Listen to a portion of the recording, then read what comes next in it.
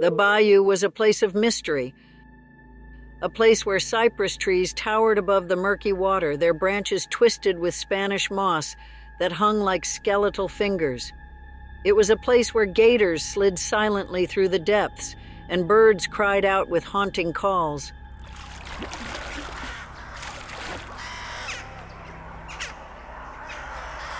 But most of all, it was a place of legend, a place where the past lingered, where the dead never truly rested. I learned this from my grandmother. She was a woman of few words, but when she spoke, you listened. She'd sit on the porch, her eyes fixed on the bayou, and spin her tales. Tales of spirits and curses, of voodoo and magic. But there was one story she only told once, a story about the Lady of the Bayou. The lady, she said, was a spirit of pure malevolence. A woman drowned in the bayou decades past. Her body never recovered. Now, she prowled the waters, seeking out the living to join her in her eternal swim. They said on quiet nights you could hear her. A mournful cry, a splash, then nothing.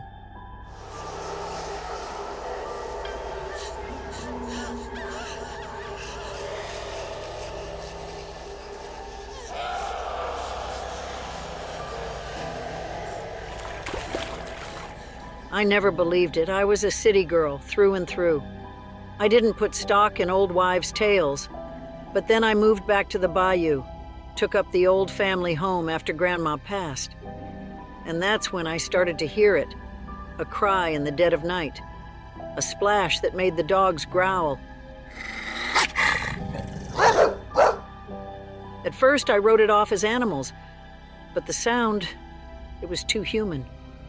Too full of despair. And then I saw her, a figure in white standing at the bayou's edge. Her face was deathly pale, her long hair streaming behind her like seaweed. She reached out a hand, and I felt a chill run through me. I tried to ignore it, to lock myself indoors when night fell, but I could still hear her, could still see her standing there waiting. And then the nightmares started. Dreams of drowning, of icy fingers closing around my ankle, of looking up to see the lady's face staring back, her eyes black as the bayou itself.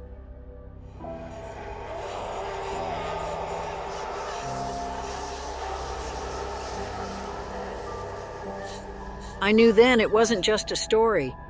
The lady was real, and she wanted me. I tried to leave, to pack up and head back to the city, but there was something about the bayou, something that kept me rooted. One night I woke to find her in my room. Her eyes glowed. I tried to scream, but my voice was frozen in my throat. She reached out, and I felt that chill again. But this time, it spread. It spread until I was numb, until I couldn't move, couldn't breathe. And then, as if awakening from a dream, I found myself in the water. The bayou closed over my head, and I was looking up at the moon through the rippling surface. I was drowning, just like the lady, and then everything went black.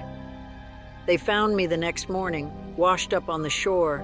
I was blue-lipped and chilled to the bone, but alive. But something in me was changed. I couldn't explain it, couldn't put words to the horror I felt.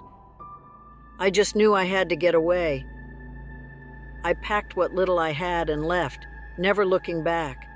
But there's still nights, when it's quiet, and I'm alone, that I hear it. That mournful cry, that splash. And I know the lady is still there, still waiting,